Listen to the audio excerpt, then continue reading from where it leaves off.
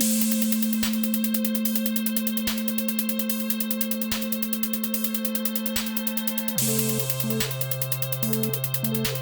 listening to the Celestial Citizen podcast, and I'm your host, Britt Duffy Adkins. Celestial Citizen is a space media company with embedded urban planning values, looking to help shape a more equitable and just future for all of us in space. This podcast seeks to provide an opportunity for conversation about how to be a better interplanetary citizen and responsible steward of Earth and the cosmos. By engaging the global public, providing greater access to the space industry, and amplifying a more diverse set of voices, progress in space can equate to progress on Earth. We, who are bursting with stardust, can become celestial citizens. Today, I'm very excited to be speaking with Nadia Khan. Until we kind of pay more attention to the fact that there are potentially harmful objects that have been left behind on the lunar surface, or maybe might be orbiting the moon, it's going to be extremely difficult to kind of deal with the next stage of how do we get people to respond to that when they're on the surface. We'll discuss lunar surface waste management and attempt to answer the very important question, who takes out the trash on the moon? And if there is momentum by these leaders within the governments, then yes, if they're taking it seriously, then that's one way in which you can probably make this happen and prevent some of the issues that we've had already in lower Earth orbit with space debris. I'm of the camp of we should really be mandating this. Being proactive and preventing this rather than mitigating it when it happens and it might be too late is the better way forward.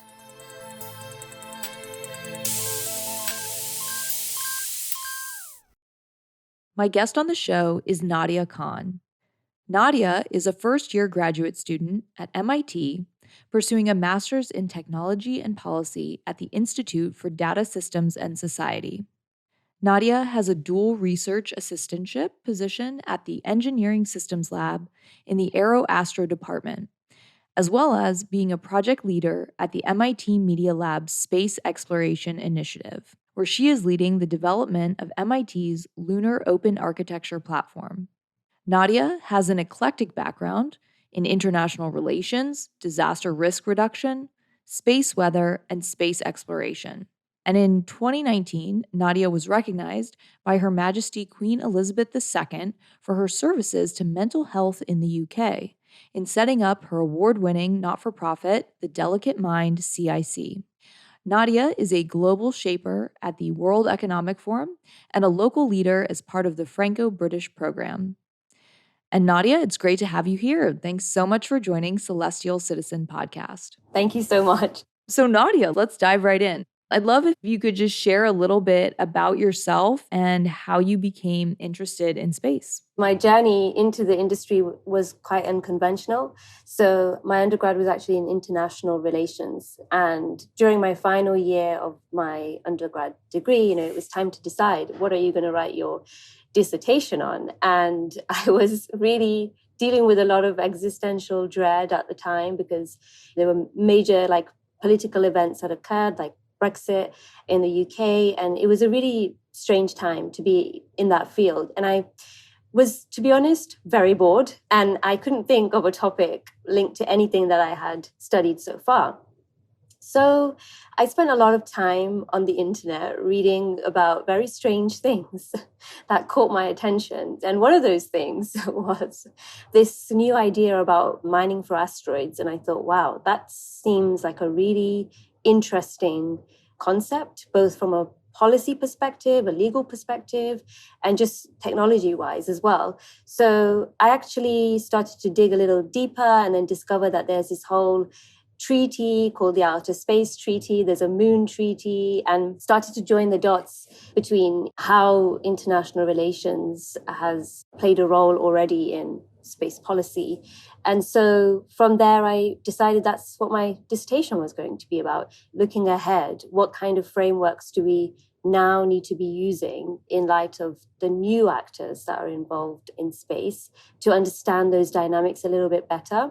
And it all really started from there and took me many years to actually end up here at MIT. So yeah, I did a lot of other things in between, dealt with imposter syndrome, and spent 2 years doing my master's at UCL to gain those technical skills that I really needed to be taken seriously. It's been a very long journey. And as a non-tech person, it's been interesting to kind of delve into different projects and bring my perspectives where I can and be useful. That's quite the interesting journey of getting to where you are today. And I think it's really interesting because I think you and so many others have been sort of bit by the space bug by finding out about something interesting like asteroid mining or some other aspect, and then going, wow, I need to learn more about that. As you said, it kind of just opens up this whole rabbit hole of topics within the space community. So, super interesting that that's how you got there. But also, one of the things that you said, which was really interesting, is despite your incredible background and experience, you mentioned dealing with imposter syndrome. I think that probably a lot of people listening can relate to that. But is that something that you still feel like you deal with today? I think it's one of those strange things that doesn't ever really leave you. You kind of learn how to manage it. And especially at the start, I mean, I did not have a technical degree. So, I was trying to get into a field where I was talking to people who are physicists, engineers, and they're experts in their field and probably way better suited to the policy roles as well because they understand the tech. And that's something I really sort of was frustrated about with myself. Why can't I do this? And it was like, I'm going to try and gain the skills that I need to be able to be taken seriously in the field. And I think with imposter syndrome, you really have to have people around you that can motivate you and can support you, especially when you're just starting out. And that helps so much with having people believe in you, makes you believe in yourself. You kind of do need people to take you seriously. Otherwise, you kind of struggle with that by yourself. That's not a great thing. And the more we talk about it, I think the easier it gets to have those conversations and how to structure those conversations to encourage those who maybe are entering into the field from a different background, because otherwise you can discount yourself and never try. So I really am thankful to the mentors that I've had and the people who've been open to share their journey with me. Otherwise, you just see highlights on social media and that makes it so much worse. You bring up a great point, which is that people who come to the space industry with these non-traditional backgrounds, I think all of us can objectively look at that and say they have so much to offer because they see things from a very unique perspective, or they're able to kind of just like approach problem solving differently. And yet I think it's a lot of those people that don't necessarily have the traditional background in science and tech that then feel they don't belong, which is a shame because I think bringing in more people that have those diverse backgrounds will only help make this field more multidisciplinary and hopefully a lot more innovative in the future too. Absolutely. And if I might add to that, I think one really big eye-opening thing for me, be able to accept myself and have a bit more faith in what I'm doing is actually, strangely enough, I was diagnosed with ADHD towards the end of last year, which helped me make a lot of sense about why I think the way I do and how I address problems the way I do. And I think if we don't talk enough about these maybe neurodivergent types of people who are in the field, again, that can be so isolating because not everybody's brain functions the same way. And it took me, 27 years to kind of get that diagnosis and be able to improve the way I sort of function on a day-to-day basis. So I also think that that group also needs to have people who are like them in the field to help them feel less like an outsider. And maybe this explains why I jump from different topics and degrees, which isn't always the best kind of person to be around, but it's definitely somebody who thinks creatively and outside of the box. Thank you for sharing that, because I think that that's really important too, that we have people like yourself who are speaking really openly and honestly about that and about how it kind of impacts the way that they interact with their work and the industry in general. And you're absolutely right.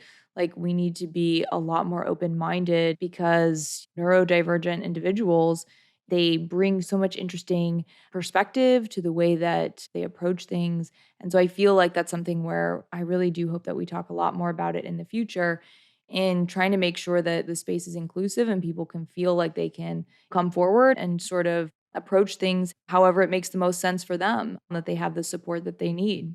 So I want to dive into lunar trash because I think that this is just a fascinating topic. So how did you find yourself into research that was focused on lunar surface waste? Walk us through how you got there. Again, it was a very sort of convoluted, non-traditional way getting into this area. I was actually speaking to one of my mentors, Martin Elvis, who is at the Harvard Smithsonian Center, and he's an astrophysicist there. And I was trying to explain to him some of my sort of anxieties around these new proposed missions to the moon, and kind of how will that affect the way we treat that environment. And I wasn't really able to articulate everything that I was trying to say really well. I was thinking more like planetary protection. I had all of these words all over the place. And Martin basically helped me to kind of narrow down my focus and make me aware of a problem actually that I didn't even know existed, which was the issue of where is the kind of framework and thinking around waste management on the moon. You're thinking about this from policy perspective, fine. Here is a huge gap. Your kind of broad way of thinking about it was this environment, but this is the issue in that environment, and how you can actually have an impact on maybe shaping some of the protocols around that. So that conversation was kind of life-changing, because after I spoke to Martin, I actually had the courage to apply to the program that I'm part of at the moment, which is the Technology and Policy Program, because it helped me to combine my sort of way of thinking, which was that international relations background with some of the technical skills that I gained from my previous program, and to see how I could use all of that to tackle this issue and work with others who are interested about this. So really it started from a very kind of brainstorming, brain dump style conversation with somebody who was willing to listen and willing to understand what I was trying to say. And so, yeah, I'm super grateful to Martin for that conversation, because definitely it helped me to identify where I could play a role in maybe making sure we try not to mess up the lunar environment. It's interesting because you bring up that this is not only a policy challenge, but it's also an engineering and technical challenge as well. So, as we're thinking about lunar exploration, what are the risks that this kind of debris and waste pose to the lunar surface? At the moment, it's really important to identify what types of waste are already on the moon. And I'm using the word waste. And I know that for some groups, that might seem offensive. Some people identify some of the objects that have been left behind on the moon as, part of heritage sites. So therefore they cannot be termed as waste. So it's very important to put that out there, that defining that waste, what is waste on the moon, is the first step. Then knowing what type of those items are on the moon and how many is the second step. And there are people who are doing a lot of work to track this. And that will help us to understand how we can see what the harms are. So for example, one thing that comes to my mind is RTGs, which are left behind from previous missions that have either crashed or they no longer function on the moon. They collected the data, they're out of date. RTGs are made up of plutonium, which is radioactive, can be harmful, but you would need to set off a reaction in order for it to be harmful to humans. Other types of waste, for example, strange fact is there are 96 bags of human waste that have been left on the moon. We don't know what the status of those particular items are now. Are they harmful? Are they not harmful? Could they be useful? So the first step is, really knowing what's on the surface, what are the materials that these items are made out of in order for us to develop some kind of risk matrix. And this is something that I'm doing at the moment. This is something that I'm looking into. And I think secondly, this is quite recent, based on the rocket that crashed onto the lunar surface, This is significant because the issue with that is because of the speed at which the rocket was moving onto the lunar surface, like crashing into the moon, it creates a lot of dust, and the dust plumes kind of rise up. And we already know that lunar regolith can be extremely magnetic. We saw that from how the lunar dust was on the spacesuits for the Apollo missions. So the problem with that is if you have a lot of that dust kind of rising up and creating a temporary atmosphere, sometimes those particles can be charged, which then can be harmful if they land on certain lunar architecture that might be there or people that might be there. We don't know yet because we've not had that experience yet. That could be a potential threat as well.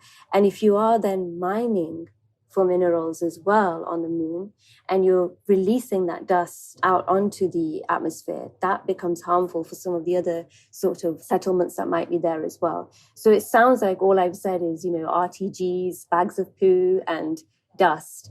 But it's a lot more than that. We don't know the potential of the harm because we've not really been tracking this information for that long. There is a log of the items that are already on the surface. There's an amazing directory that's been put together by Jonathan McDowell, where he's actually tracked the objects that are in deep space, and some of them are around various lunar orbits. And that's important because if we can understand what those materials are made of, how much do they weigh? Like, what did they weigh when they left Earth? We can then kind of see, okay, what could be the impact of that particular object landing on the lunar surface, and then providing predictions of the potential harm. So I think I want to say that there is a lot of potential harm, but in order for us to kind of quantify that and create risk maps and know how harmful this is, we really need to understand more about the properties of those items. So that's what I can say for now. I mean, it's super interesting because I even think about that, that kind of really historic image of the astronaut driving the lunar rover there through all the dust and it's getting kicked up. And in reality, that's actually really bad. And we don't want all that dust plume. And so it's very interesting to hear how much lunar regolith is going to impact operations and things like that, which of course we've known in the industry here for a little while. But I think when you think about it in terms of just like every action that you take on the surface could have some sort of reaction that causes something else to transpire. So it's just something we really need to focus on. I also want to go back to, you made a really interesting comment at the beginning of your statement where you were talking about some people don't love the term waste being used. And there does seem to be this line between lunar debris and lunar heritage. So I guess my question for you is like, do you think this distinction will be a cause for future disagreements in space or on Earth about how we deal with things in space? There's so many ways of looking at this. I mean, if you can't agree on what do we define as being wasteful and harmful, then that's a huge problem in terms of understanding how you would then work around that issue if you're going to have people on the moon. That's something where you need groups to come together and the legal experts to kind of talk this out. Part of the heritage sites might be harmful for future settlements. Like, how do we negotiate that aspect of categorizing the different objects that have been left behind? Secondly, you can't salvage things in space. Like, nobody owns anything in space technically. So even if you were to then repurpose something that could be harmful and put it into a closed loop system and create something that's useful, you don't actually own the IP or have rights to do that. So then that becomes a whole legal issue as well. So even if you want to recycle it and you call it waste and then you try to make that a useful resource, it's not owned by the person who, or the company or state who decides to salvage that object. It's owned by the country that launched that item into space. So that becomes a huge problem until we kind of pay more attention to the fact that there are potentially harmful objects that have been left behind on the lunar surface, or maybe might be orbiting the moon, it's going to be extremely difficult to kind of deal with the next stage of how do we get people to respond to that when they're on the surface. I've had some interesting conversations with people who are involved in this field who have said, well, it shouldn't be us, Earthers, here, and the people that go to UN COPUS, it should be the people who actually land on the moon who should be able to decide what the rules should be around that, which I thought was quite interesting. So it's definitely something that needs a lot more thought and momentum behind it, because it's not an issue that's 50 years away anymore. It's an issue that's 5 years away or 10 years away, you know. Frankly, people listening to this episode might be the first time they've really heard someone talk about this issue, lunar surface waste, and the implications around that. I think some people will actually be shocked to hear that this is such a near-term issue and something we really need to deal with in the here and now. Now, do you fear that the moon may turn into a dumping ground or just become excessively polluted with surface waste over time? I don't think it will become a dumping ground. I think there are definitely efforts that are being made through, for example, the Artemis Accords to try and have some kind of cooperation between countries that have signed those accords to make sure that there is this kind of shared goals and respect for the lunar environment. You know, there's also the Moon Agreement from 1979, which also kind of outlines not polluting the moon or having nuclear sort of waste there.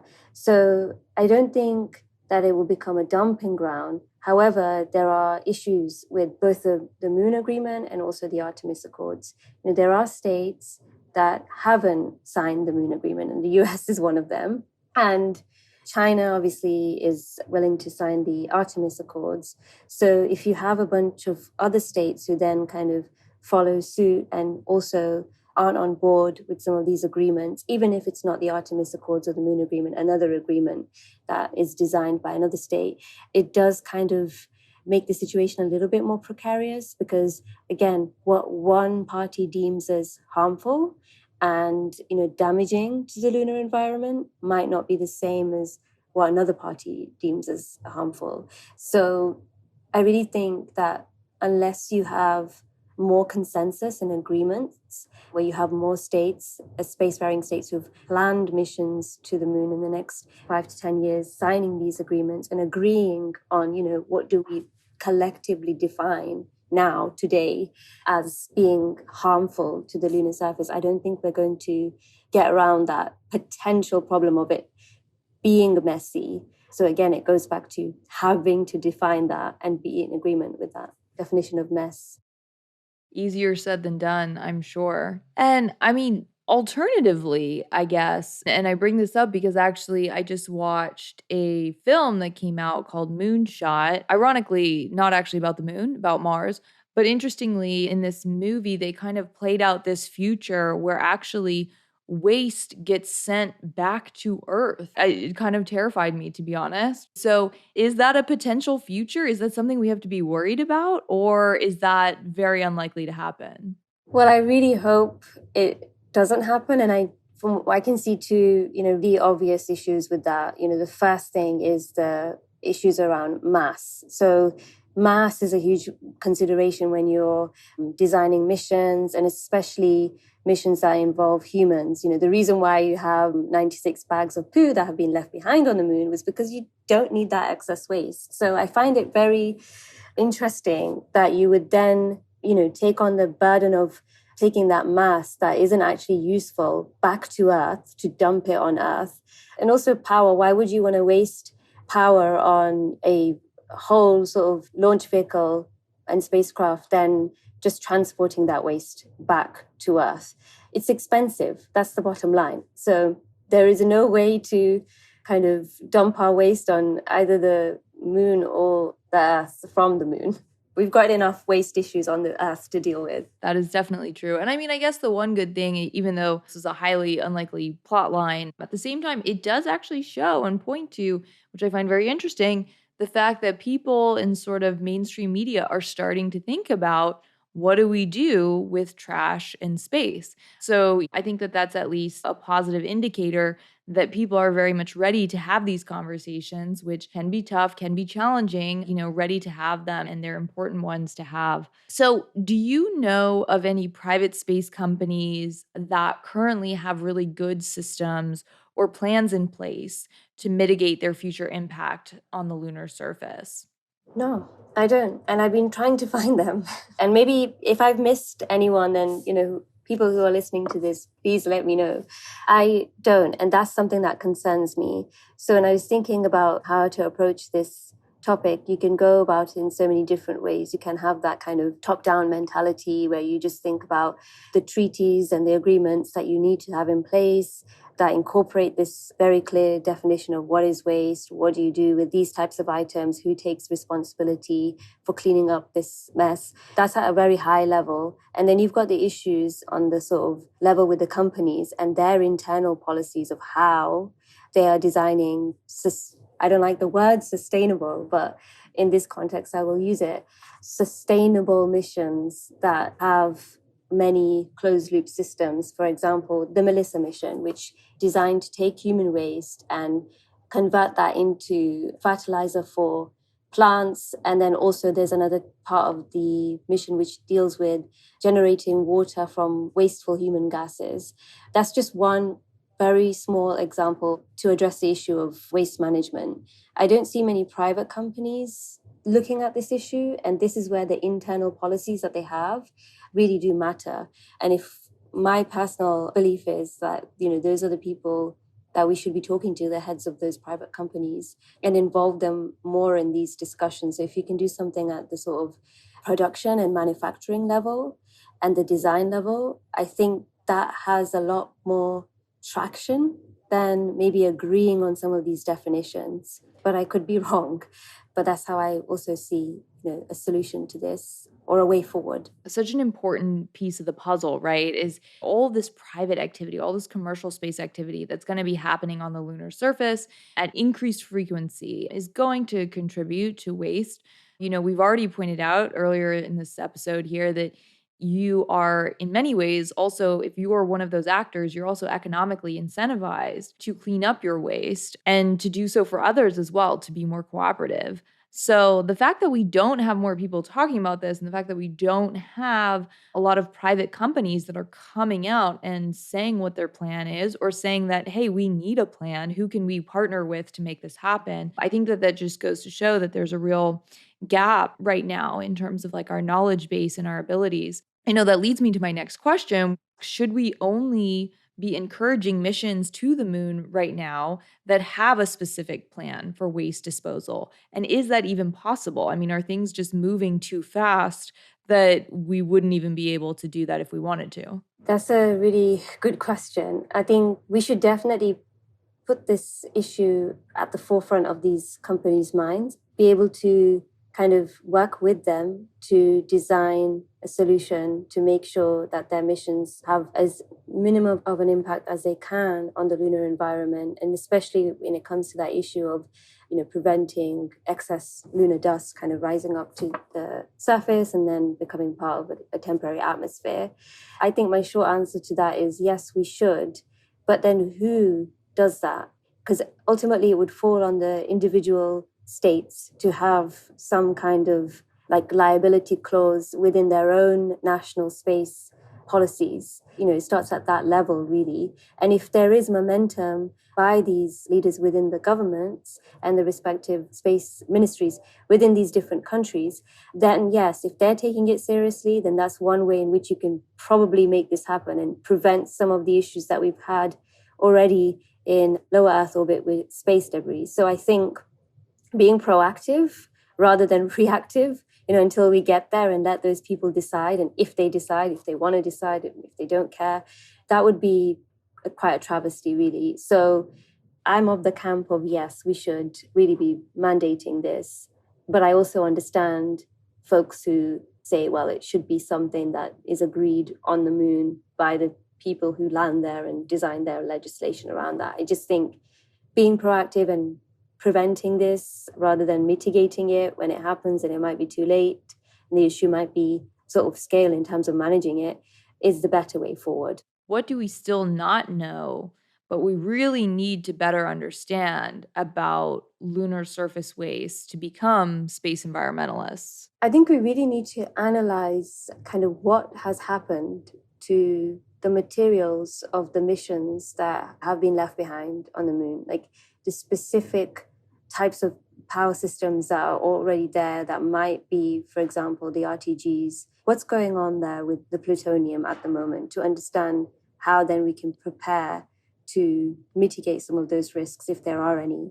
I don't think we've had any missions focused on exploring what's been left behind and the various different types of objects. If we can create some kind of mission which does that and then gives us an understanding of how some of these chemicals have decayed over time or become more harmful, less harmful, I think that's a starting point. Because we've not paid attention to this for such a long time, there really hasn't been momentum to do anything like that. We know what is on the surface, but we don't know enough about what materials those objects are made out of and potentially now how harmful they might be due to the radiation and the changes in the flux rate of the electrons, for example.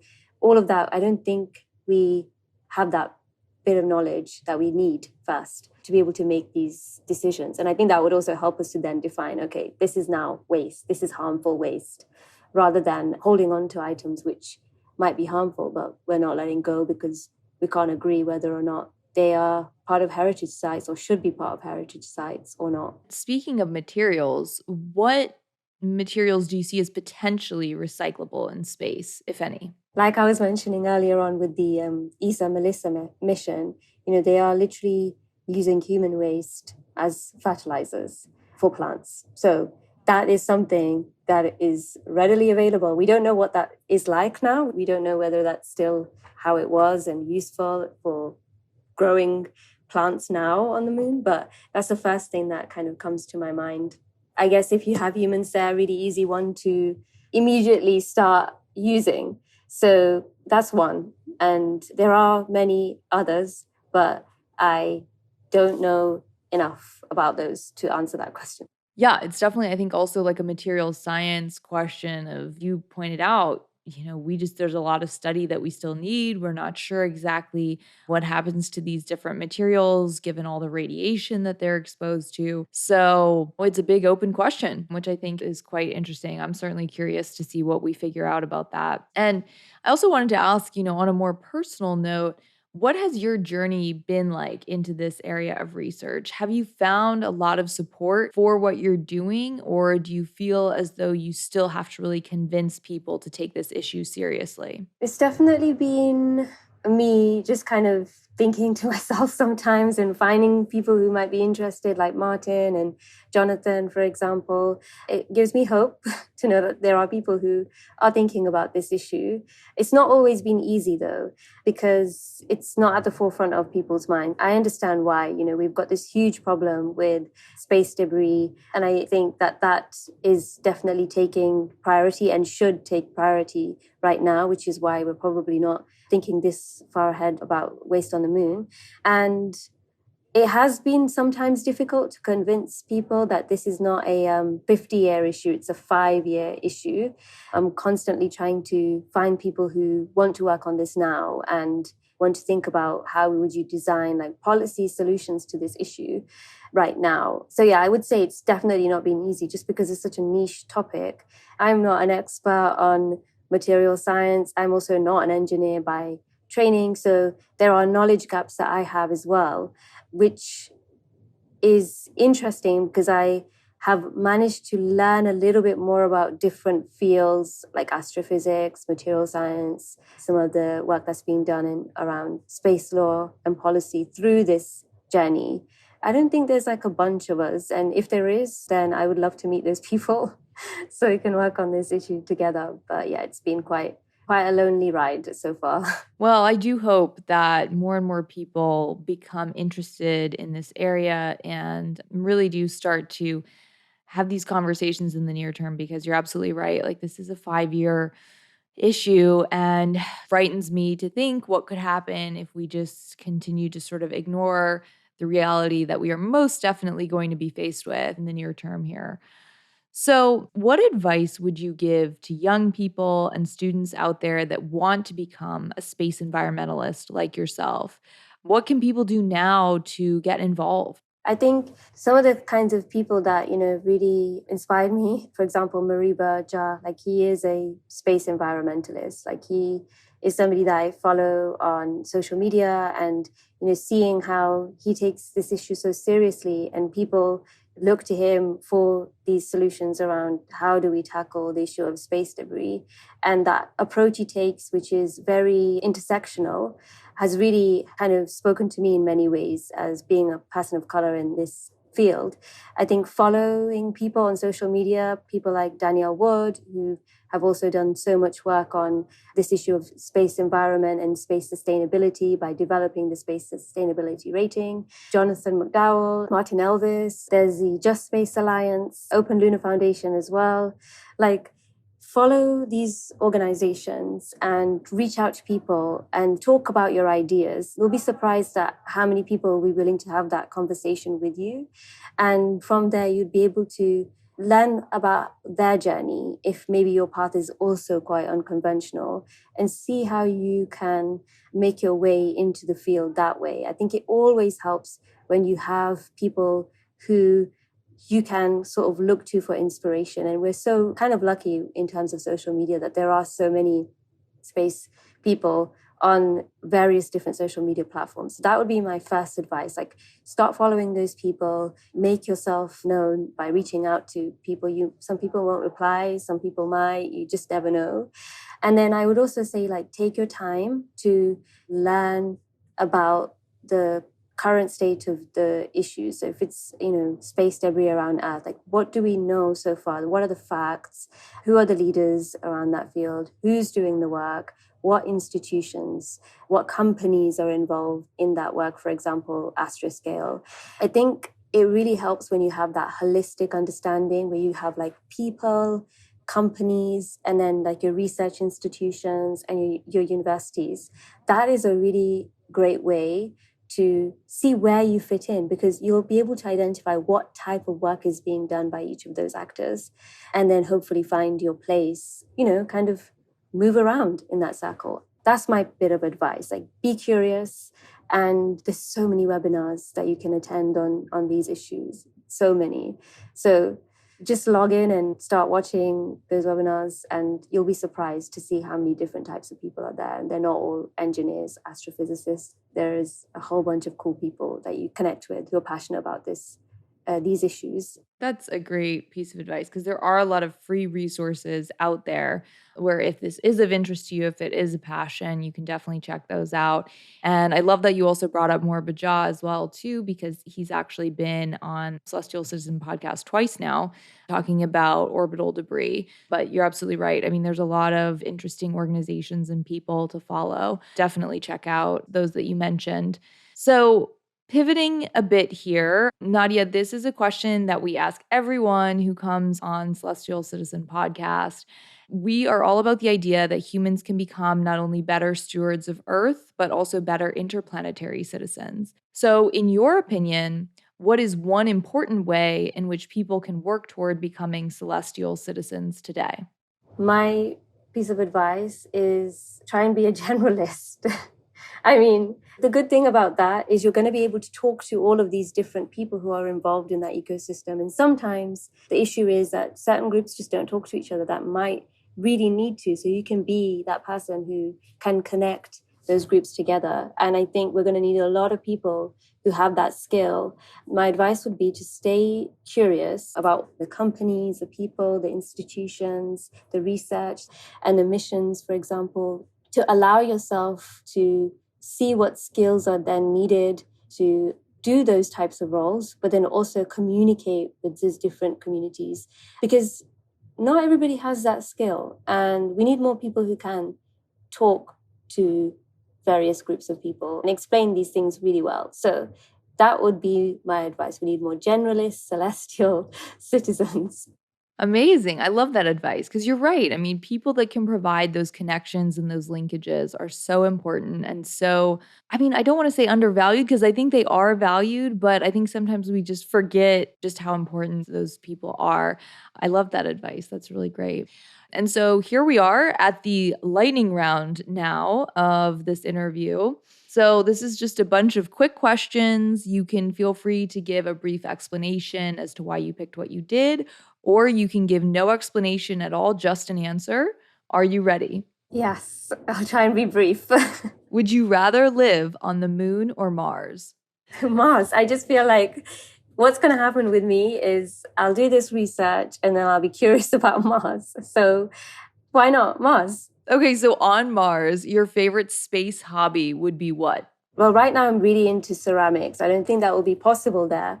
But if it is, I think it's still going to be ceramics. Yeah, I'm not sure how the changes in gravity will impact that, but it will be interesting. Maybe it'll lead to some really cool designs. Who knows?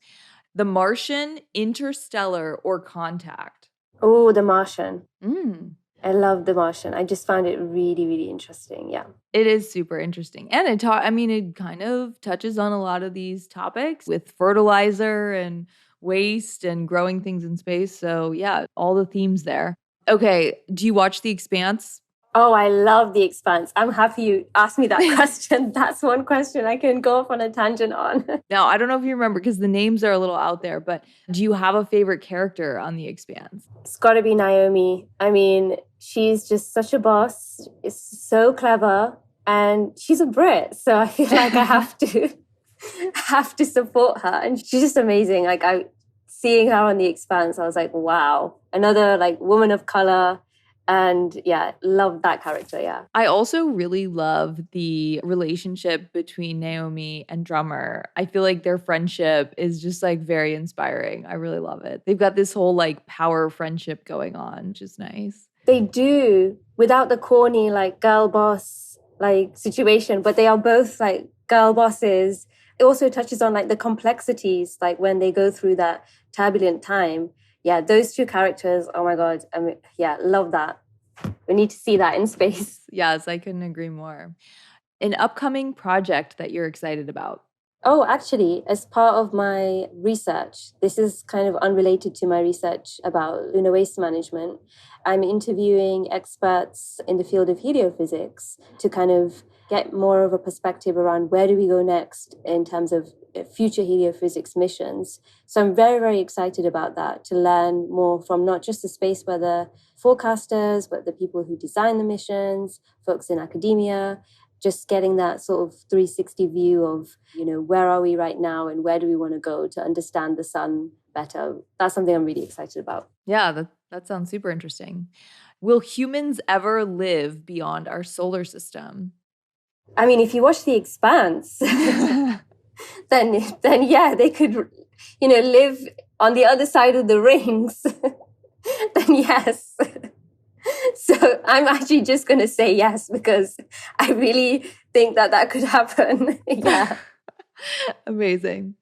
Okay, and are we alone in the universe? No, I don't think we're alone. I just think that, we've just caused so much trouble and so much damage that whatever is out there is just like, I don't think it's a good idea to interact with them. So I don't think we're alone. Not sure if that partnership would work. That's what I think the aliens think of us, genuinely. Like, we can go looking for them as much as we want, but I think they're going to hide from us. Like, no, please sort your planet out and, deal with your issues. I just love this idea that you just presented here, which is that like there in the universe, there's aliens just being like, no, we're good. We're good. We'll just leave you all alone. Oh my goodness. That is too much. That's amazing. Okay. The most interesting piece of moon trash. I think there's a plaque that's signed by Nixon that's just been left on the moon. And really? I thought that was quite interesting. Yeah. And there's also, I think, a golden telescope, but that's unverified. I know that there's a plaque that's signed by Nixon that's on the moon. Do you know what the plaque says? Yeah, it's Apollo 7 is from Apollo 17, and the plaque inscription says, "Here man completed his first explorations of the moon December 1972 AD. May the spirit of peace in which we came be reflected in the lives of all mankind," in capital letters. Except for the mankind bit, I'm on board with that message. Wow, yeah, that's interesting. I didn't know about that. See, there's all these things up there that we don't have tabs on. Okay, you are sent on a long duration mission. What's more important, choosing your crew, choosing the food, or choosing the destination? Oh my God, it has to be the crew. Because even if you have bad food, I'm hoping that there's somebody on the crew that has the culinary skills that we need to make that food better. And wherever you're going, you need to have the right people around you. So it's definitely the crew. You know, most people answer crew, but I have to say you're the only person who gave that explanation for it. So that's very interesting. And last one, finish this sentence. In 50 years, we'll all be what? Annoyed that we didn't address climate change sooner. Yeah, I know. It sounds grim. I know, I think that's accurate. Yeah. Nadia, this was such a fascinating conversation. I'm so grateful for you taking the time out to speak with me here on Celestial Citizen podcast. And I really do hope that this is just the beginning of some much needed attention paid to the issue of lunar surface waste. So thanks again. Thank you so much for having me. Thank you for your time as well. 3, 2, 1. We have liftoff. Let me take you on a little trip. My supersonic ship's at your disposal if you feel so inclined. Alright. Go travel faster than light. That little Elon Musk will be left in the dust. So alright. Say alright. And to our community of Celestial Citizens, thank you so much for tuning in to this episode of Celestial Citizen Podcast. This episode would not be possible without the terrific work of this show's editor, Victor Figueroa. Thank you, Victor. Also, a very special thank you to Graham Clark, who created the amazing intro and outro music for this podcast.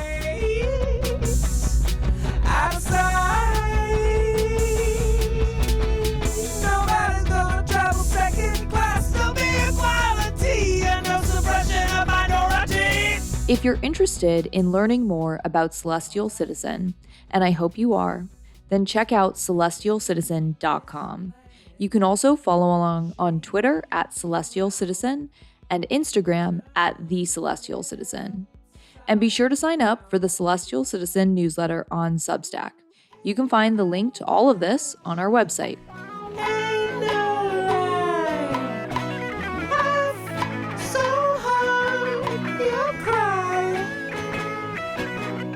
If you're interested in supporting the mission of Celestial Citizen, consider reaching out to learn more about opportunities to sponsor this podcast. A major component of Celestial Citizen is feedback and public participation. We want to hear what you have to say, so let us know what you think about humanity's future in space and what it should look like. Please share your voice and your unique perspective on social media, or if you prefer, all of the Celestial Citizen articles can also be found on Medium. So drop a comment and join the conversation. If you love today's podcast, please have your friends and family subscribe on whatever device or platform you listen to podcasts on, and leave a stellar review so others can get hooked as well. That's all for now, Celestial Citizens. I'll be back next week for another episode. In the meantime, don't be afraid to take up space.